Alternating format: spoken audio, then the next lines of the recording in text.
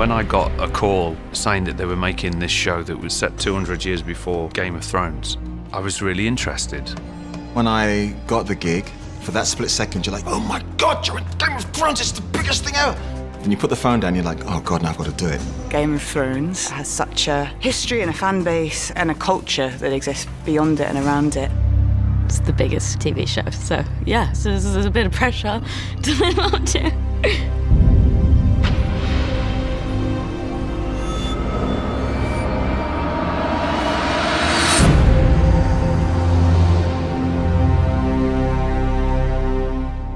How do we make Thrones but not Thrones? What's good about Thrones? What worked in Thrones? What didn't? What do we want to better? How do we want to evolve the style? It wasn't just a prequel for prequel's sake. There was actually a reason to tell this story. The Targaryens are the fascinating dynasty that we don't really know much about from the original books because at that point they've all died out.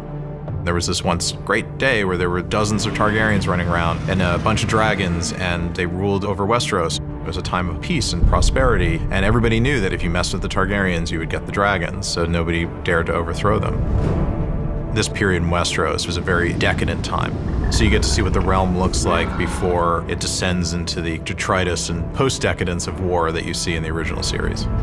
So I was fascinated in going back to that time and seeing the Targaryens at their height and learning what it was that Daenerys lost and trying to win back throughout the story. The original Game of Thrones was very much an epic that was weaving together various different threads. It still has that scale and scope, but it's really just the story of one family slowly tearing itself apart. There's a wish fulfillment for an audience of things they want to see. We're not here to not give it to them. We're here to give them the thing that they want, just not in the way that they're expecting. We're not trying to rehash the past. We're trying to find something fresh and exciting. We wanted to very much embrace the feel and the world of Game of Thrones, but we had the flexibility to enlarge and enhance. But there was this very strong feeling that we wanted the audience to feel they're in the same show. The first time I walked on set where King's Landing's been built, I feel like no one told them that that isn't how films are made now, that you don't have to build the whole castle.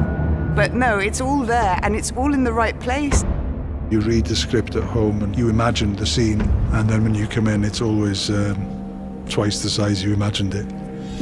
You walk around these sets that look like ancient monuments and buildings with massive statues, or you can be on these amazing locations. You cannot believe that this is on the earth somewhere this extraordinary. The other series of Game of Thrones was absolutely brilliant, and the costumes were brilliant. So it was not a question of doing better. It was just a question of doing something beautiful. We had said to ourselves, we're going to pull our horns in on season 1.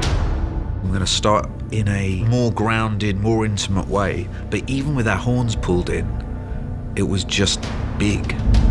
One of the many beautiful things that George did with his creation of Westeros is it really feels three-dimensional and fully realized, and that there's thousands of years of history, and you can get lost in a good way in the world of Westeros.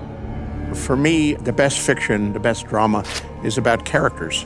House of the Dragon is a story about very flawed human beings, capable of love and hate, capable of doing good things, capable of doing monstrous things. I genuinely hope that audiences are open to watching a new chapter in the Game of Thrones saga. Game of Thrones was its own thing, and it was a cultural phenomenon. But this is something else, it's a different story. The scale of the story is told in a different way. All that size that we loved in Game of Thrones is here, but House of the Dragon is rooted in the domestic and the familial. I hope fans will get everything that they got out of Game of Thrones and more. More dragons.